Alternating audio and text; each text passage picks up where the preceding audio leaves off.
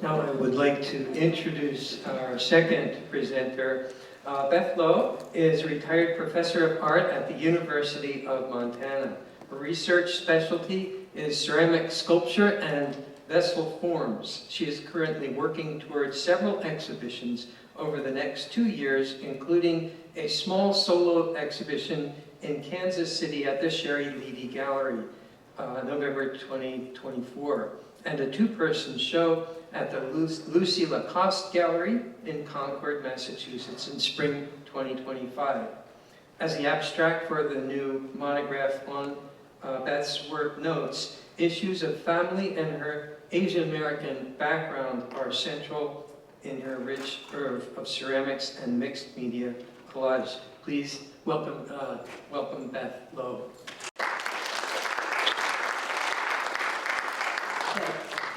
I think what I wanted to try to present here is you've all been hearing about immigrants to the West in early times, and I'm going to try to bring that up to date in terms of my own family and my own life living in Montana for the past 60 years or 50 years anyway.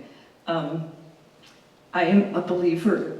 I came up doing my artwork at the time of the first wave feminists, so I'm a believer that the personal is political, and that's kind of how my artwork has come about.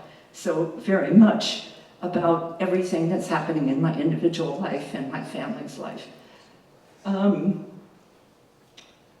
My parents are from Hangzhou and a town in Hunan province that I don't even know, but they came over during the war. Instead of under pressure, my dad was given a scholarship. He was supposed to study aeronautical engineering because the Chinese Air Force was so bad in World War II. So he was supposed to study that and bring it back to the United States, which he did not, bring it back to China from the United States, which he did not do. So they settled in Indiana. And I started out studying as a potter. I liked to throw on the wheel. It was a very engaging process for me. But I didn't really kind of come up with what I felt like I had to say in my work until I had my son in 1987. It was during my first year of teaching. I'd been making pottery, functional pottery, for a long time. And when I was pregnant, I just didn't want to work in the studio. I just thought the easiest manifestation of my feelings was to draw. So I started drawing Chinese babies, even before he was born. And I wanted to get the feeling like Mao in Tiananmen Square, this enormous head that sort of occupies your entire brain. I was like many people who grew up in the 60s, we all had a little bit of flirtation with socialism. Mao was sort of interesting to us, and so I started looking at these socialist realist pieces. I loved the way they looked. There's something so ridiculously romantic about them. And I started thinking about this sort of idealized child. And after I had my son, I became very worried, as a first parent does, about how do you raise a child and what are the responsibilities of the parents to create somebody who isn't going to be a murderer or whatever. You know, there's a lot of ways that things can go wrong. So I started thinking of this whole series called the Good Children series. And these kids are like the children in those socialist realist posters. They're way too precocious, way too advanced, and they're doing things that are sort of above their age level. But it's sort of the way you think as a parent, like, they're either going to be a murderer or they're going to be a genius, one or the other. So this also links into a series called Work and Play, which you think about one person's work might be another person's play, and what you want for your child is for their work and their play to be the same thing. And that's where they find their joy and creativity. There's another work play. And these good children just started populating all of my vessels. I was making a lot of functional work at the time. So I'm just going to kind of run through a sampling. These are all swimmers. I'll talk a little bit about water later. I do love swimming. or children measuring themselves up against a wall, different heights.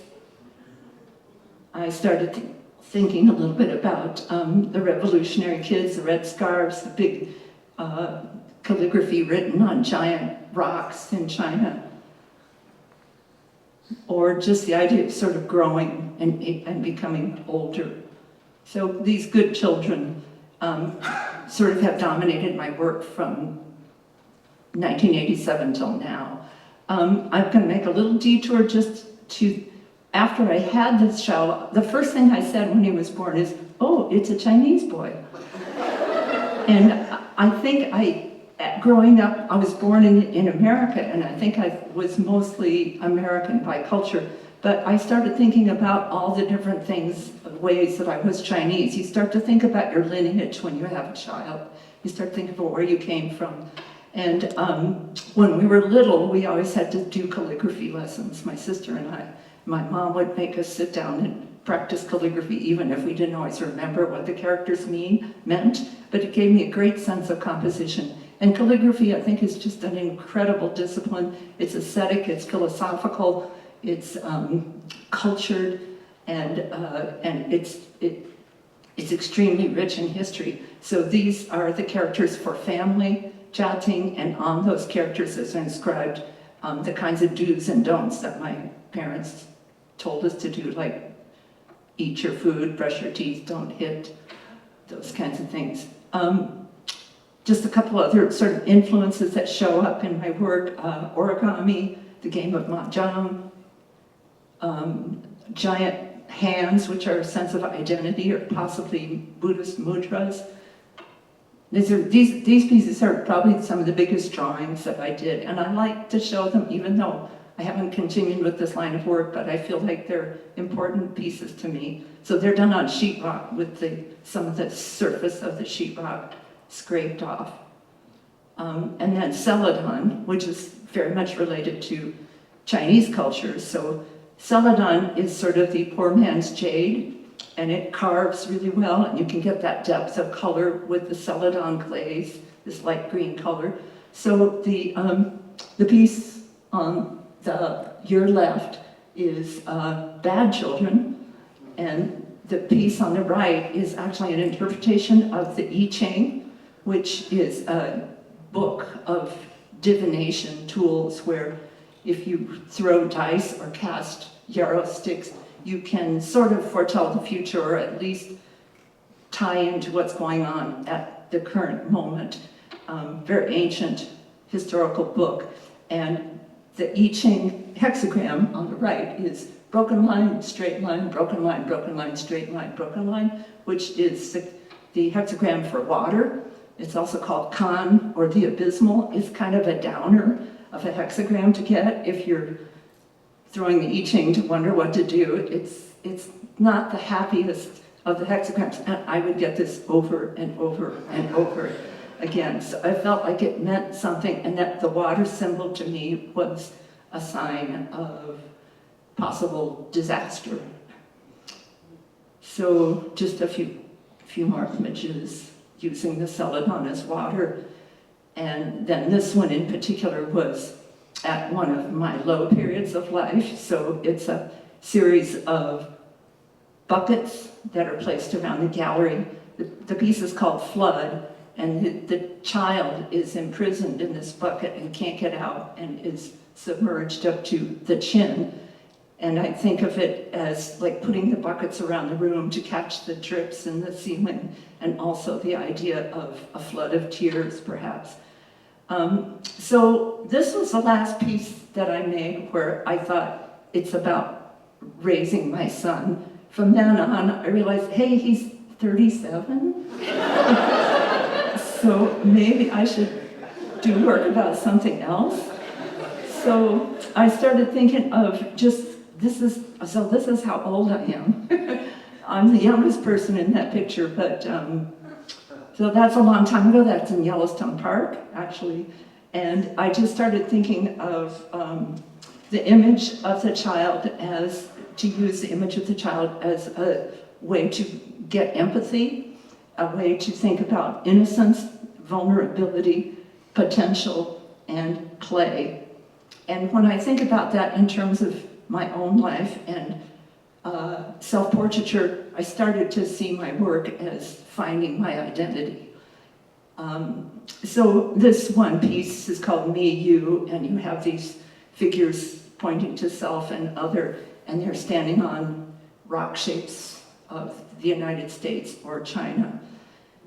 And I think I just started thinking about what have I gotten from American life, what have I gotten from my experience as a Chinese, purebred Chinese, but probably culturally more American than Chinese. And I started thinking about racism. I started thinking about kitsch and racist ceramics. There's a lot of those little figurines that have little Chinese weirdo people doing stuff. And I collect those. And I'll talk a little bit about that later. But that idea of figurine and the idea of comics, which is very much in my background, the idea that that this is from what I get from probably graduate school is the two things are the combination between high and low culture, the postmodernist interest in low culture as well as high culture, and content and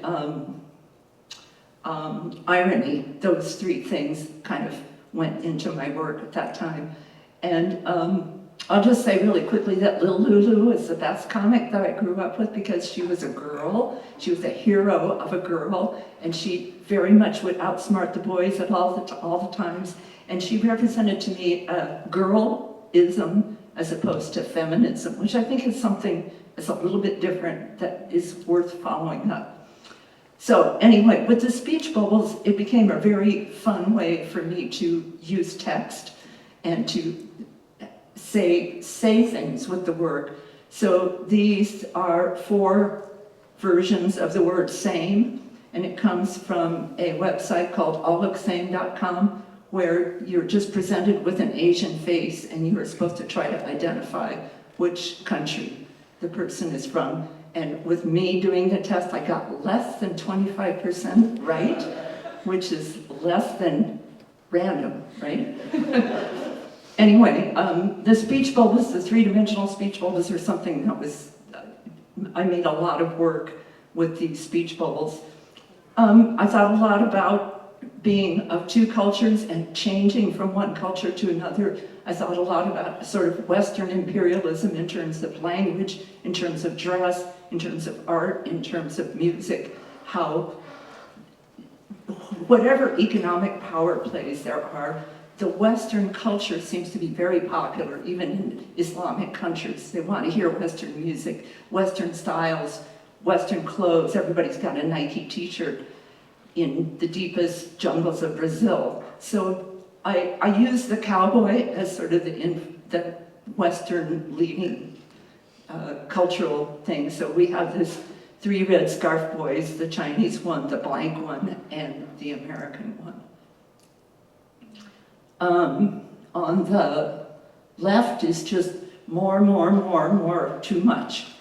And the right is an immigration discussion. It's a great way to make a little bit of a political statement.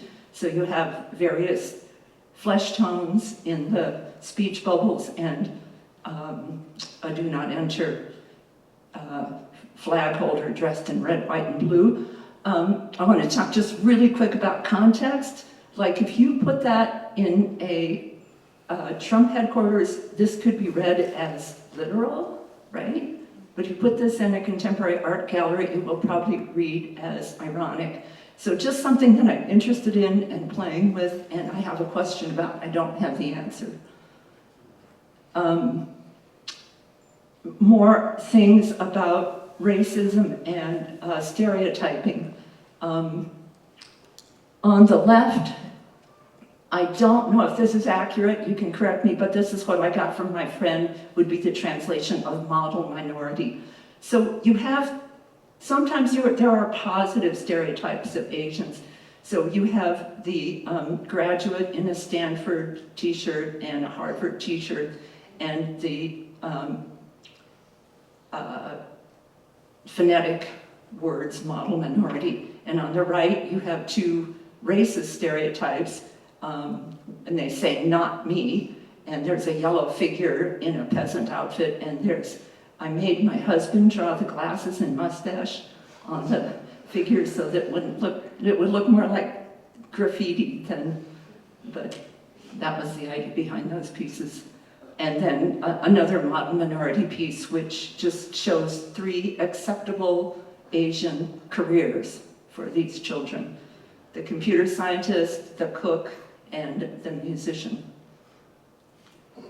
A little side step here, visiting my family in China.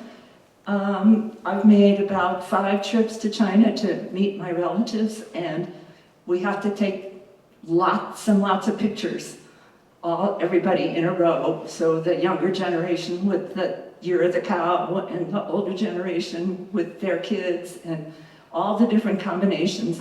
And this sort of lineup is really interesting to me. The first time we went, my sister and I went to China to meet my mom's family, there were 60 family members that came to dinner. So they did all these different positions. And the first time I went was in 1995, where they mostly lived in concrete Soviet bloc style houses, and a lot of family members living in one place, bare bulb lights and Mao jackets, and not a lot of goods. The last time I went, they all had better iPhones than I did, and they had IKEA furniture, and laptops, and cars, etc. Electric cars, I should say. But at the first time that we went, we spent a lot of time eating or looking at photographs. So I did a series off of the photographs. I'm just going to show you a few of these just as a little sidebar. So this is my mom and her family from Hangzhou. This is when they left to immigrate to the United States. I like to call this the ladies of Bombay, because that's what they called themselves. They had to fly over the hump to India, and they spent months in India trying to get a Swedish neutral ship to take them to the United States. This is a side view. I just wanted to show that I wanted to make it look like a roadside stop, where you could see a memorial, because the stories that they would tell about these events had this sort of mythic quality, and that's what I wanted to capture in that socialist realist style. And then, whoops, how do I go back? This one is wedding portrait of my cousin and her husband during the Mao era, where religion is not allowed or accepted, and their ceremony was to exchange Mao buttons. And somebody was talking about those buttons that the CERA wore in Butte. So they had porcelain Mao buttons, beautiful, all kinds of Mao buttons. And they had so little, but they gave us their Mao button collections. It was just crazy. My family was extremely generous. This is my parents coming to the United States. This is a little bit like that resident alien from home. I can't say her name, Yes, right. It's the idea that you're a resident, that you're they got their citizenship, but they were still under a lot of discrimination and prejudice, and they were still considered aliens. They had a lot of trouble finding places to live. In particular, was my childhood memory. So leading in a little bit to my mom. I was fortunate enough that I was my mom's main caregiver for the last 5 years of her life. She was in an assisted living, but she was a self-taught Chinese painter, and she liked to do this kind of flower and landscape work. And she was much more dedicated than I was, because she had no audience for this. She just did it totally for herself. And she produced boxes and boxes and boxes and boxes of painting. So those last 5 years, she would come over to my house and we would work in the studio together, and we would put on either Grace Chang. You guys know Grace Chang? No? Yes. Or Patsy Cline. Those are the two voices that she wanted to hear. So we would work together. She would outwork me. I would be tired. She'd keep working. And we did a bunch of collaborative work. We had 5 exhibitions together. And all of a sudden she developed a little ego, which was interesting. But it was really important for me. It gave my work a kind of authenticity, I think. And it gave me a sense of legacy once more, of passing something on and accepting it and getting to know my mom in a different way and sharing something.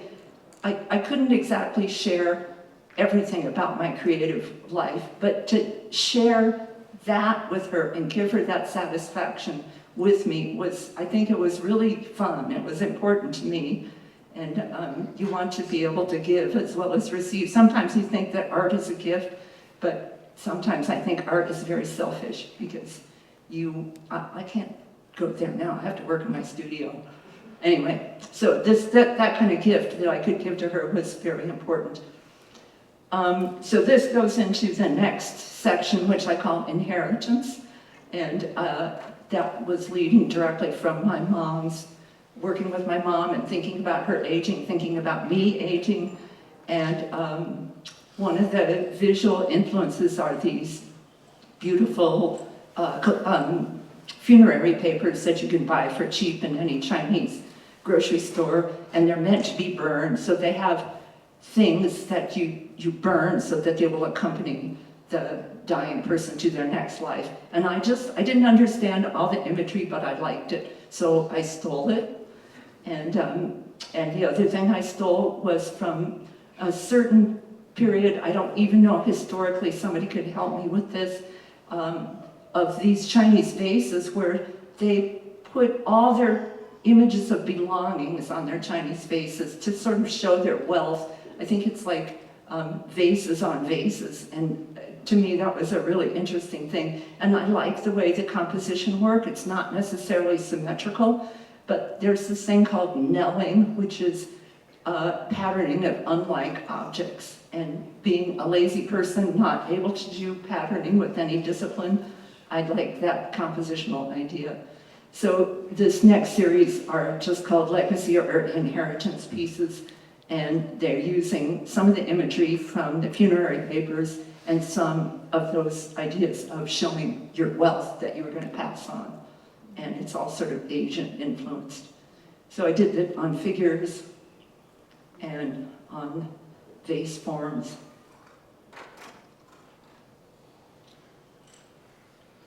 And then the last category is, not quite the last category, but food is a big category. So the cultural things that I was taking from being Asian American, like the early calligraphy and bamboo and mahjong, is, I think, the importance of food in any culture.